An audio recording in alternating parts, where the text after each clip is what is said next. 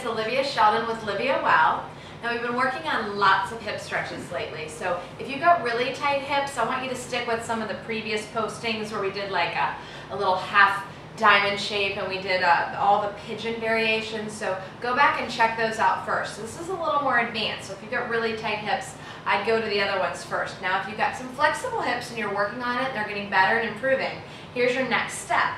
So I want you to just take your right leg and you're going to place your ankle above your kneecap. Now this is really important that we've got our ankle bone lined up with the knee. And then our bottom foot's going to scooch further forward, so we really have those shins lined up. And you'll also hear this called the fire log or the double pigeon posture. So double trouble right here, baby. So that bottom foot's going to scooch forward. We've got our feet flexed. Now flexing your feet when you do all hip openers really helps. In fact, just doing that right now, I can really feel the hips just open up. So once you get the booty out from underneath you, so we've got those sits bones nice and rooted and grounded. Now a couple ways so we can enhance this posture is take your right hand and just gently encourage that right knee to go down. So let's say your knee, by the way, about 13 years ago, my knee started way up here, so it'll eventually go down over time. So lightly encourage that knee down. Place your other left hand beside you and just kind of pull that back up tall. So you're going from a rooted position and just a nice long elongation through that spine. And then maybe a look over that left shoulder just for an added twist into that lower back. Doesn't that feel good? Yeah, so kind of hang out there, and the longer you sit, think of it like a stew. You just want it to saturate and sink into your hips for a little bit longer. And the longer you hold it, the more flexibility and the more you're going to be able to train and teach your muscles to know flexibility rather than tightness. Second position is just to walk your hands a little bit further forward and just keeping that nice flat back. So you're just going to walk the hands a little bit further forward. And then maybe you can take a nap. Maybe this is like a good napping place. You can just come on down and take a little rest.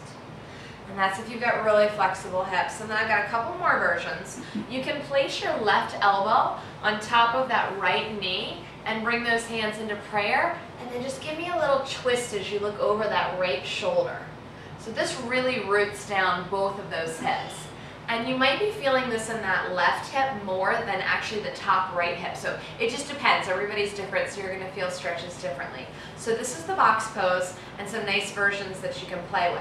Now I want to show you one more, which is called the cow facing pose. So I'm just going to cross my knees, and these go really nicely together. So just if you're going to do one, you might as well get in the other one as well. So cross at the knees, and I use my hands to really get those knees tightly wound. Call it the X pose, or maybe the Texas Longhorn symbol. I get that one a lot too. Flex the feet. You're going to hold on to your ankles, and I kind of like to swirl. So think of those hips where it's a ball and socket joint, and you're just oiling and lubricating the hips. So you're just getting some nice fresh blood supply and circulation in there. Make sure if you go one way, you always go the other way. So got that movement working. And then as you extend, I want you to give me some angles. So kind of play with that little lean with a nice diagonal to one side, and then lean in the opposite direction. And you're going to find one side was a little more challenging, so you know I want you to go back to that side, right? And that's where we're going to hang out. So that's a nice version, and just take a few deep breaths here. Then another version is to bring those elbows on top. I call it praying for flexibility. So the elbows go on top of that top knee, we interlace the hands, and we just push the elbows into the knees, which really starts to root and ground the hips. Now all the while, you've got your back extended, because in any forward bend, I want that nice elongation through that spine, and that's going to give you a better hip stretch. Are you feeling this right now? Now you always have to smile while you're doing these postures that are a little intense, right? That just kind of keeps it light and lively. Good, good, good. I've got one more version for you, which is taking your left arm. So this is if you're really flexible and you're like, okay, what do you have for me now?